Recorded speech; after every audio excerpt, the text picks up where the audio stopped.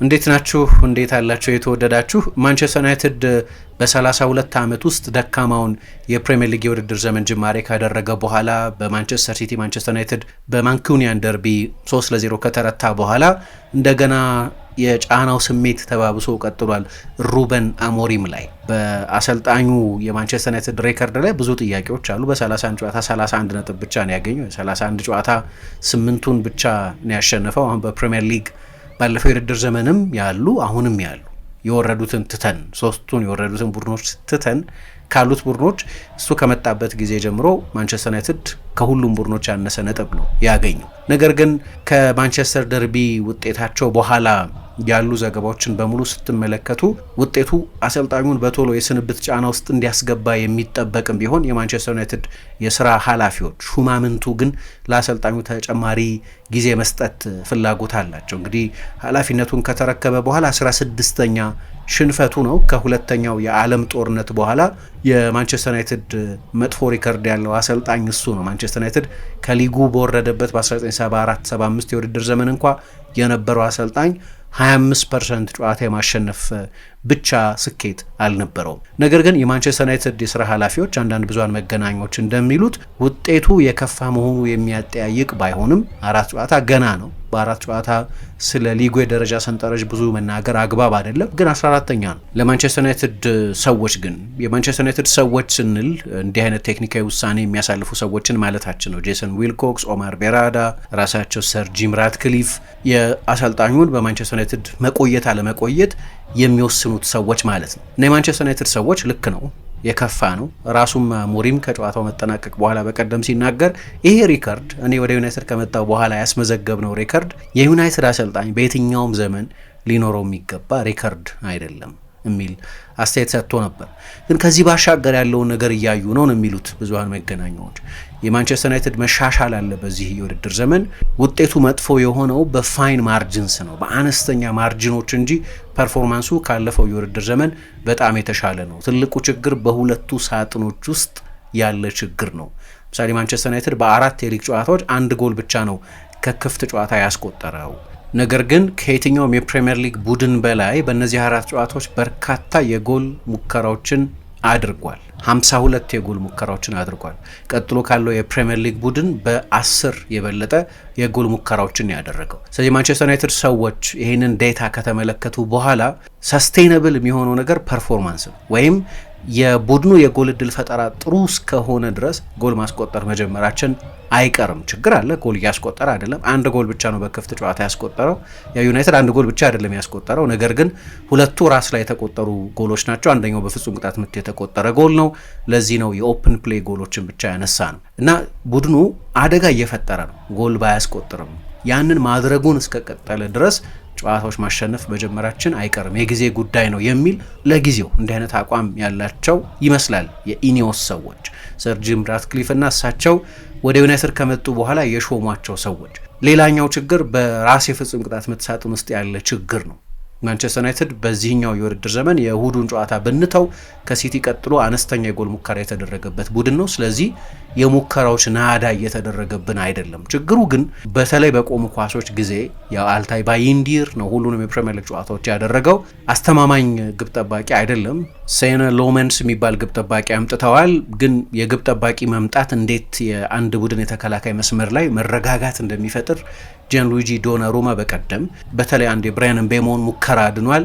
ከሙከራዎቹ ባሻገር ግን የማንቸስተር ሲቲ የፍጹም ቅጣት ምት ሳጥን ውስጥ ያሰፈነው ሰላም አለ፣ መረጋጋት አለ እና በሁለቱ ሳጥኖች ውስጥ ቡድኑ ጥሩ ከሆነ ብዙ እየተሞከረበት አይደለም፣ ብዙ እየሞከረ ነው። በተቃራኒው በጊዜ ሂደት ሁለቱም ችግሮች መቀረፋቸው አይቀርም የሚል እና በክረምት የነበሩትን ዝውውሮች ከሞላ ጎደል ስኬታማ ነው፣ ከዚህ በኋላ ለአሰልጣኙ ጊዜ መስጠት ያስፈልጋል የሚል እምነት ያላቸው ይመስላል እና ጄሰን ዊልኮክስ፣ ቤራዳ እንደዚህ አይነት ሰዎች የሩበን አሞሪምና የሱ ረዳቶች የሚሰሩበት ለጨዋታ የሚዘጋጁበት መንገድ እንከን አልባ ነው። በሚገባ ነው ዝግጅት የሚያደርጉት።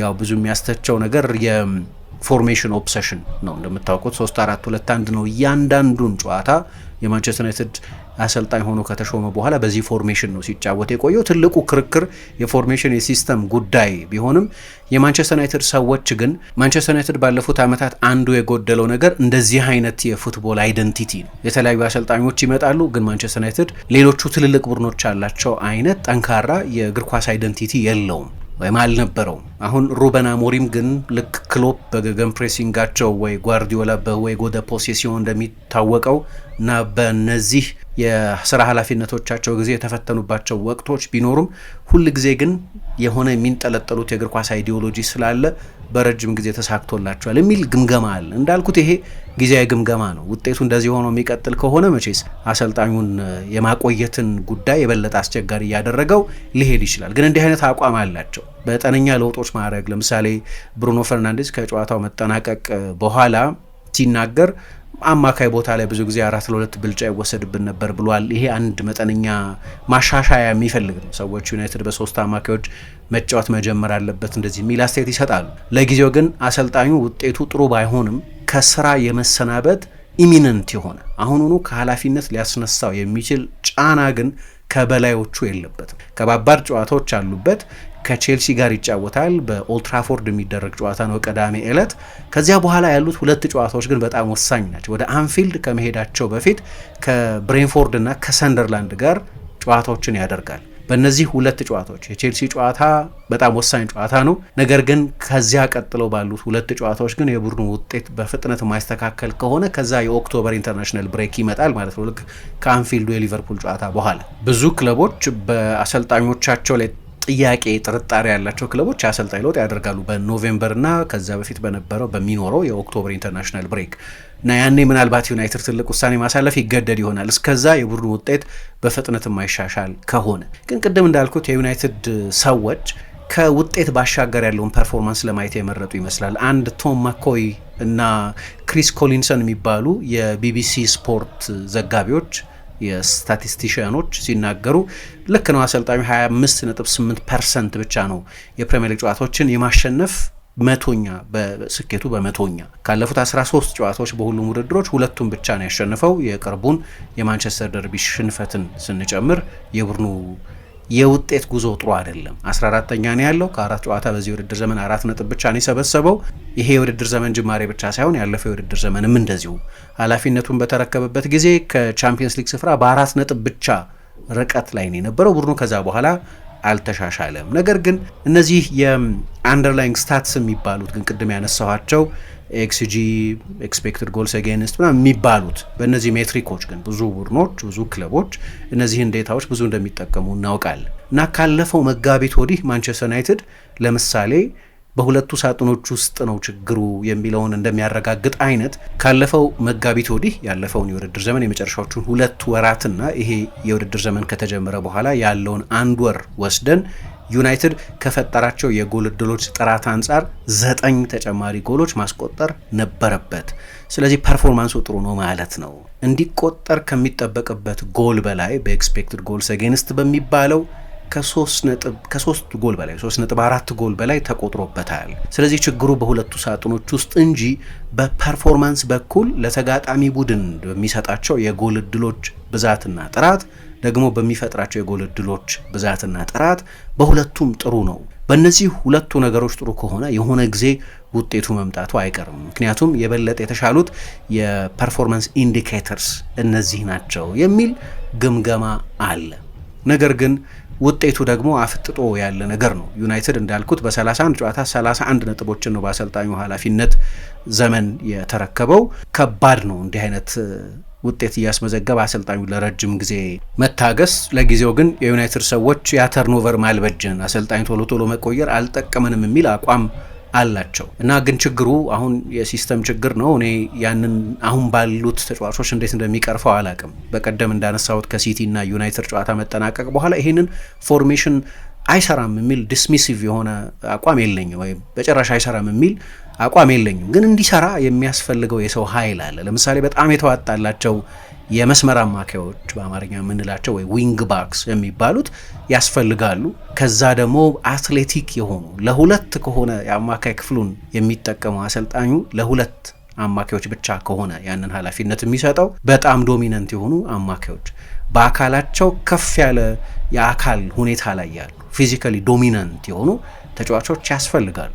አሁን በብዙዎቹ ጨዋታዎች ላይ ሲቲውም ጨዋታ ላይ ፉልሃምም ጨዋታ ላይ አሰልጣኞቹ ራሳቸው ከጨዋታው በኋላ ራሱ ብሩኖ ፈርናንዴዝም እንደተናገረው መሀል ላይ አውት ነምበር ይደረጋሉ። ለዚህ ነው 3 አማካዮችን የመጠቀም ጉዳይ በዌይን ሩኒም በሌሎችም ሰዎች ሰጀስት ሲደረግ የምንሰማው።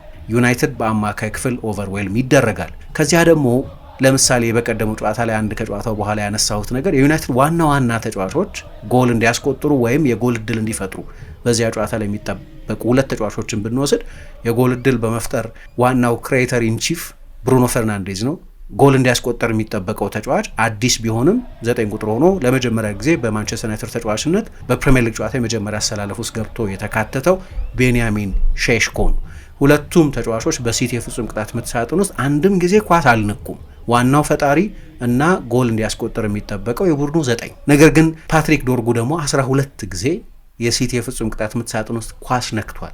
እንዲያውም ከሁሉም ሜዳ ውስጥ ከነበሩ ተጫዋቾች የበለጠ የፍጹም ቅጣት ምት ሳጥን ውስጥ ኳስ የነካው ተጫዋች እርሱ ነው። አሁን እዚህ ጋር ነው ትልቁ ጥያቄ። በሩበን አሞሪም ሲስተም ውስጥ የዊንግ ባኮች አስፈላጊነት ጎልቶ የሚነገር ነው። ለነገሩ በሱ ብቻ ሳይሆን በኮንቴም በሻቢ አሎንሶም ሲስተም ውስጥ ዊንግ ባኮቹ በጣም ወሳኝ አገልግሎት አላቸው። አድቫንስድ ተጫዋቾች ናቸው፣ ፉል ባኮች አይደሉም። የላቀ ክሬቲቪቲ በሚጠየቅበት ቦታ ግን መገኘት ያለበት ፓትሪክ ዶርጉ ነው ወይ? ኢፌክቲቭ የሆነው ተጫዋች አንድ ለአንድ ከተጋጣሚ ቡድን ተጫዋቾች ጋር ብዙ ልታገኙት የምትፈልጉት ተጫዋች ወይም በአደገኛው የሜዳ ስፍራ እንዲገኝ የምትፈልጉት ተጫዋች የጎል እድል መፍጠር ጎል ማስቆጠር የሚችል ተጫዋች አይደለም ወይ? እንዲያውም አንድ የስካይ ትንተና ላይ ሳይ ከ2 ሲዝን በፊት በፕሪሚየር ሊግ ብዙ የአንድ ለአንድ ግንኙነቶች ውስጥ የተገናኙ ተጫዋች የአርሰናሉ ቡካዮ ሳካ ነበር። ባለፈው የውድድር ዘመን የሊቨርፑሉ ሙሐመድ ሳላህ ነበር። ሁለቱም ጎል አስቆጣሪዎች፣ ሁለቱም የጎል እድል ፈጣሪዎች፣ ሁለቱም ጥሩ ድሪብለሮች ናቸው። እንዲህ አይነት ተጫዋቾችን ነው 1v1 ማግኘት የሚፈለገው። በማንቸስተር ዩናይትድ ግን ፓትሪክ ዶርጉ ነው ይህንን እንዲያደርግ የተደረገው። ዶርጉ ደግሞ መቼስ ትልቅ ፖቴንሻል ነው። እኔ ገና 20 ዓመቱም ስለሆነ ከሌቼ ወደ ማንቸስተር ዩናይትድ መሸጋገር ወደ ሌላ ፕላኔት የመሄድን ያህል ነው ኤክስፔክቴሽኑ፣ የክለቡ ሳይዝ፣ ዓለም አቀፍ ትኩረቱ፣ አሁን ደግሞ ያለው ጫና። ግን ፉል ባክ ነው መጨረሻ ላይ። በሌቼን በነበረበት ጊዜ መስመር ተከላካይ ነው የነበረው። በአንድ ለአንድ ግንኙነት የዓለም ምርጡ ተጫዋች አይደለም፣ የማንቸስተር ዩናይትድ ምርጡ ተጫዋች አይደለም። ግን በጣም አድቫንስድ የሆነው ተጫዋች፣ ብዙ ጊዜ ሳጥን ውስጥ ኳስ የሚነካው ተጫዋች እሱ መሆኑ ነው ችግሩ። ምክንያቱም ብዙ ቡድኖች እንዲህ አይነት ቦታ ላይ እንዲገኙ የሚፈልጓቸው ተጫዋቾች ምርጦቹን ክሬቲቭ ተጫዋቾቻቸው ነው። ለእኔ ከሊቨርፑል በፊት ያለው ጨዋታ በጣም ወሳኝ ነው። ምክንያቱም ብዙ ጊዜ የሊቨርፑል ጨዋታ ውጤት በማንቸስተር ዩናይትድ አሰልጣኞች ህልውና ላይ ትልቅ ሴይ ሲኖሩ አይተን እናውቃለን። ጆዜ ሞሪኞ በአንፊልድ 3-2 ከተሸነፉ ከ2 ቀናት በኋላ ነው ከኃላፊነታቸው የተነሱት። ሞይስ በሊቨርፑል 3-0 ከተሸነፉ ከ37 ቀናት በኋላ ነው ከኃላፊነታቸው የተነሱት። ኦሌ ጉናር ሶልሻ 5-0 ከተሸነፈ ከ28 ቀናት በኋላ ነው ከኃላፊነቱ እንዲነሳ የሆነው። ወይም ቫንሃል ከ74 ቀናት በኋላ። እያንዳንዱ ታሪክ የተለያየ ነው። ለምሳሌ ሞይስ እና ቫንሃል ቻምፒየንስ ሊግ ባለመሳተፋቸው ምክንያት ነው የተሰናበቱት። ኦሌ ጉናር ሶልሻ ያው በተለይ የቡድን ሚዛን ችግር ገጥሞት ነበር። የክርስቲያኖ መምጣት ያኔ ራሱም ኦሌ ጉናር ሶልሻም እንደሚናገረው የባላንስ ችግር ፈጥሮ ነበር። የዋትፎርድ ጨዋታ ደግሞ እንደሚሰናበት ግልጽ ምልክት ያሳየ ነው። ቴንሃግ ከ57 ቀን በኋላ ነው የተሰናበቱት። አስታውሳለሁ የዛሬ ዓመት አካባቢ አርነ ስሎት የሊቨርፑል አሰልጣኝ ሆነው እንደተሾሙ ጥቂት ወራትን እንደቆዩ ነው ወደ ኦልትራፎርድ ሄደው 3-0 ያሸነፉት እና ከዛ ጨዋታ በኋላ ብዙ እንደማይቆዩ መገመት ይቻል ነበር። የአንፊልድ ጨዋታ በሁለቱ ክለቦች መካከል ባለው መራር ባላጋራነት የተነሳ የአሰልጣኙ ኃላፊነት ላይ የመቆየት አለመቆየትን ሁኔታ ሊወስን ይችላል። በእንደዚህ አይነት ጨዋታዎች ላይ የሚመጡ ሽንፈቶች በጨዋታው ስሜታዊ ባህሪ የተነሳ ትልልቅ ውሳኔዎች ለመወሰን እንደ አንድ ገፊ ምክንያት ሲቆጠር እናያለን። ለማንኛውም በሁለቱም ሳጥኖች ያሉት ችግሮች ግልጽ መሰሉኝ። የአልታይ ባይንዲር በ15 ጨዋታ 26 ጎል የተቆጠረበት ግብ ጠባቂ መሆን፣ በቀደምም በጎሎቹ ላይ እንዲሁ ሃውለርስ ምንላቸው ይሄ በግልጽ የሚታዩ የግብ ጠባቂ ትልልቅ ስህተቶች አይደሉም። የፔተር ሽማይክልን አንድ አስተያየት ሳነሳ የነበረው ለዚህ ነው። ፔተር ሽማይክል የኤክስፐርት አስተያየት ነው። ሰትል የሆኑ ዝርዝር ጉዳዮችን ነው የበለጠ የሚያየው፣ ግን አስተማማኝ ግብ ጠባቂ አይደለም። አንድ ለማንቸስተር ዩናይትድ የሚመጥን ግብ ጠባቂ እንዳልሆነ ግልጽ ነው። የመጀመሪያ አሰላለፍ ውስጥ የሚካተት አይደለም። የኮቢ ሜኑ ብዙ የተሰለፈ አለመሆን፣ የብሩኖ ፈርናንዴዝ ሚና እነዚህ ሁሉ የሚያከራክሩ ናቸው። ምን አይነት መፍትሄ አሰልጣኙ እንደሚያበጅላቸው አላቅም። ለጊዜው ሰውን ትቀይራላችሁ እንጂ ሲስተሙን አልቀይርም፣ ፎርሜሽን አልቀይርም፣ ፍልስፍና አልቀይርም የሚል አስተያየት ሰጥቷል። ግን ዩናይትድ ለመጫወት ብዙ አስቸጋሪ አይመስልም። አሁን ለባላጋራ ቡድኖች ዩናይትድ ላይ ለመዘጋጀት ብዙ ፈታኝ አይደለም። እኔ የሁለት አማካዮች ሲስተም ጉዳይ እንደምታውቁት በፕሪሚየር ሊግ ጆዜ ሞሪኞ ሲመጡ ያው የቼልሲ አብዮት የሮማን አብራሞቪች ኢንቨስትመንት ቼልሲን ከ55 ዓመት በኋላ የሊግ ሻምፒዮን እንዳደረገው ቢታወቅም ዋናዎቹ ምክንያቶች ኢንቨስትመንት መሆኑ ቢታወቅም ጆዜ ሞሪኞ ግን ትልቅ ታክቲካዊ ልዩነትም አምጥተዋል። ምክንያቱም ሁሉም የፕሪሚየር ሊግ ቡድኖች ማለት ይቻላል በሁለት ጥልቅ አማካዮች፣ አብዛኞቹ ቡድኖች በ4-4-2 ነው ይጫወቱ የነበሩት። አብዛኞቹ የአውሮፓ ቡድኖች ደግሞ በሶስት አማካዮች ይጫወቱ ነበር። ጆዜ ይዘው የመጡት አደኛው ነገር እንዲህ አይነት ፎርሜሽንን መጠቀም ነው። 4-3-3 መጫወት ጀመሩ። 4-3-3 ከ4-4-2 ሲሆን መሀል ላይ 2-3 ይሆናሉ እና ቼልሲ ብዙ ጊዜ አማካይ ክፍል ዶሚናንስ ነበረው። በመጀመሪያው ውድድር ዘመን 25 ክሊንሺት ጠብቆ 15 ጎል ብቻ ተቆጥሮ በ95 ነጥብ ሰብስቦ የፕሪሚየር ሊግ ሻምፒዮን ሆነ። አሁን ብዙ ቡድኖች አታዩም፣ በሁለት ንጹህ አማካዮች ብቻ የሚጠቀሙ ቡድኖች አታዩም። በፊት የነበረ ነው። በ4-4-2 በፍላት 4-4-2 ዘመን የነበረ ነው እና አንደኛው እንግዲህ ችግር ይሄኛው ነው። የአማካይ ክፍሉ ላይ በእርግጥ በስትሪክት አነጋገር ነው ሁለት አማካዮች የምንለው እንጂ እኔ ብዙ ጊዜ አነሳዋለሁ። ለምሳሌ በአርሰናል ወይ በማንቸስተር ሲቲ ትሬንት የመጨረሻ ሊቨርፑል ሲዝኑ ላይ በኳስ ቁጥጥር ጊዜ እነዚህ ተጫዋቾች እንደ አማካዮች መታየት አለባቸው። ምክንያቱም ሂት ማፓቸውን ወይም የተች ማፓቸውን ምናምን ብታዩ ብዙ ጊዜ አማካይ ቦታ ላይ ነው የሚያሳልፉት። ስለዚህ አማካይ ስንል አውት ኤንድ አውት አማካዮች ማለታችን፣ ንጹህ አማካዮች ማለታችን እንጂ እዛ ቦታ ላይ ኦቨርሎድ መፍጠር ይቻላል። 10 ቁጥሮች ወደ ኋላ የሚመለሱ ከሆነ የመስመር ተከላካዩ ወደ መሀል የሚገባ ከሆነ ወይም ተከላካዩ ወደፊት የሚወጣ ከሆነ ቴክኒካሊ አማካይ የሆነ ነው ማለት ነው። ስለዚህ በእንደው በጣም ስትሪክት በሆነ አነጋገር ነው ሁለት አማካዮች የምንለው። ዩናይትድ ግን ያንንም እያደረገ አይደለም። ምክንያቱም እንዲወጡ የሚጠበቁት ሁለት ዋይድ ሴንተር ባኮች እና ሁለቱ በቀኝና በግራ በኩል ያሉት ዊንግ ባኮች ወደ ራሳቸው የሜዳ ክፍል ፒን ይደረጋሉ። ስለዚህ ሁለቱ አማካዮች ብዙ አትሌቲክ ያልሆኑት፣ አንደኛው የዛ ቦታ ተጫዋችም አይደለም ብሩኖ፣ ሌሎቹ ተጫዋቾች ደግሞ የፊዚካሊቲ ችግር ያለባቸው ናቸው። በተለይ ካሰሚሮ በሚጫወትበት ጊዜ፣ ኡጋርቴ ደግሞ እዛ ቦታ ላይ ሲጫወት የአካል ችግር አልበለው፣ ነገር ግን የቦል ዩዜጅ ችግር አለ፣ የኳስ አጠቃቀም ችግር አለበት። ሲመጣም የነበረው አንደኛው ኮንሰርን እሱ ነው። በሜኑ ላይ አሰልጣኙ ብዙ እምነት የለውም። ሜኑ የሚፎካከረው ከብሩኖ ጋር ነው፣ ከብሩኖ ዋናው ተጫዋች ጋር ነው የሚል አቋም እንዳለው ይታወቃል አሰልጣኙ። ስለዚህ በሁለት አማካዮች ነው የሚጫወተው ስንል አሰልጣኙ የሚፈልጋቸው የሚድፊልድ ኦቨርሎዶችም እንዳይፈጠሩ የተጋጣሚ ቡድን አሰልጣኞች ስለሚሰሩ ሁለቱን ሴንተር ባኮች ወደ ራሳቸው የሜዳ ክፍል፣ ሁለቱን ዊንግ ባኮች ወደ ራሳቸው የሜዳ ክፍል ፒን ስለሚያደርጓቸው ማንቸስተር ዩናይትድ የመጨረሻ መስመሩ በጣም ፍላት 5 ስለሆነ በአንድ መስመር የሚጫወቱ ግን በጣም ወደ ኋላ እንዲለጠጡ የሚደረጉ 5 ተጫዋቾችን እንዲጠቀም ስለሚገደድ አማካይ ክፍል ላይ ተጨማሪ ቁጥሮችን ማግኘት አልቻለም። በቀደም አንዳንድ ጥረቶች አይ ነበር። ለምሳሌ አማድና ብራያን ምቤሞ ወደ ኋላ እየተመለሱ ተጨማሪ ቁጥር ለመስጠት ይሞክሩ ነበር። ብዙ ተሳክቷል ለማለት ያስቸግራል እና ፉልባኮቹም እንዲገቡ አይደለም ዲዛይኑ። ለነገሩ ዳሎ አንዳንድ ጊዜ ሲያደርግ አስታውሳለሁ። ግን የማንቸስተር ዩናይትድ ያሉት ዊንግ ባኮች ለምሳሌ ማዝራዊ፣ ዶርጉ ነበሩ በቀደም አይደለም ጨዋታው በቀኝና በግራ በኩል የጀመሩት። ማዝራዊ ሴንተር ባክ ወይም ፉል ባክ ነው። አማካይ ሆኖ መጫወት ይችላል። በጣም ኢንቴሊጀንት ተጫዋች ነው በእኔ እምነት። ነገር ግን ወደ መሀል ብዙ ሲገባ አታዩትም። ዶርጉ በቻናሉ ላይ ሲመላለስ ነው ብዙ ጊዜውን የሚያጠፋው።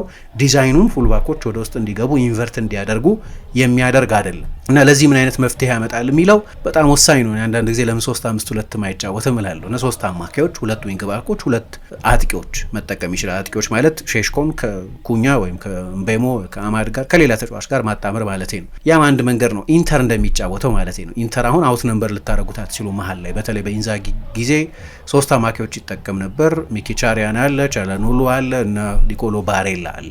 ወይም እንደዚህ ማድረግ ይቻል ይሆናል። ኮንቴም እንደዛ ያደርግ ነበር። በዛው ሲስተም ውስጥ ይህንን ማድረግ ይቻላል ወይ ኦቨርሎዶች መፍጠር ይቻላል። አሰልጣኙ ይህንን መፍትሄ እንዴት ያበጅለታል የሚለው በጣም ወሳኝ ነው። ያለፈው የውድድር ዘመንም እንግዲህ የቡድኑን ሜንታሊቲ ሴት አድርጎታል የሚሉ ሰዎች አሉ። ለምሳሌ ባለፈው የውድድር ዘመን ለብዙ ሰዎች የነበረው ሁኔታ በተለይ ደግሞ አሰልጣኙ ጀመረ አንዳንድ ፖዚቲቭ ውጤቶች በትልልቅ ጨዋታዎች ነበሩት። ዩሮፓ ሊግ ላይ እስከ ፍጻሜ ድረስ ሄደዋል። በፕሪሚየር ሊግ ግን በአጠቃላይ ይሄኛው የውድድር ዘመን አሰልጣኙ ቡድኑ ለሚቀጥለው ዓመት የሚያዘጋጅበት ነው። የማይፈልጋቸውንና የሚፈልጋቸውን ተጫዋቾች ፊልተር የሚያደርግበት የሚያጠራበት የውድድር ዘመን ነው እንጂ ማንቸስተር ዩናይትድ በዚህኛው የውድድር ዘመን ምንም አያሳካም፣ በፕሪሚየር ሊጉ የአውሮፓ ስፍራዎችን ይዞ አይጨርስም የሚል ግምገማ ነበር። ስለዚህ ምናልባት ይሄ ጨዋታዎችን የማሸነፍ ጥድፊያ እርጀንሲን አጥፍቶታል ከቡድኑ ላይ የቡድኑን ሜንታሊቲ ሴት አድርጎታል የሚል ክርክርም የሚያቀርቡ ሰዎች አሉ። ምክንያቱም ዩናይትድ በሚጫወትበት ጊዜ ከዩናይትድ የምትጠብቁት እርጀንሲ የለም። ጨዋታ እያለቀ ሲሄድ ማንቸስተር ዩናይትድ ለአመታት ከአሌክስ ፈርጉሰን መልቀቅም በኋላ ተናዳፊ እንደነበር እናውቃለን። ምናልባት ያለፈው የውድድር ዘመን 7 ወር የቡድኑን ሜንታሊቲ ሴት አድርጎት ይሆን ወይ የሚል አቋም የሚያንጸባርቁ ሰዎችም አያለው። ለማንኛውም ለጊዜው ግን አሰልጣኙ በኃላፊነት ውስጥ ጫና የለበትም ለጊዜው። ይሄ በቶሎ ሊቀየር የሚችል ነው። አሁን ባለው ሁኔታ ግን የማንቸስተር ዩናይትድ ሰዎች ሰውየውን ከስራ ማንሳት አይፈልጉም። ጊዜ ከተሰጠው ኢንዲኬተርሶቹ እነዚህ አንደርላይን ነምበርስ ስታቶቹ ሁሉ የሚያሳዩት ቡድኑ እየተሻሻለ መሆኑ ነው የሚል እምነት አላቸው። በዚህ እምነታቸው ምን ያህል ይቆያሉ? አሰልጣኙስ ይሄ በቡድኑ የተሰጠውን በክለቡ ባለቆቹ እሱ ላይ ያለውን ኮንፊደንስ ትክክል መሆኑን የሚያሳይ መሻሻል በቶሎ ቡድኑ ላይ እናያለን ነው የሚለው በጣም ወሳኝ ነጥብ ሳይሆን አይቀርም።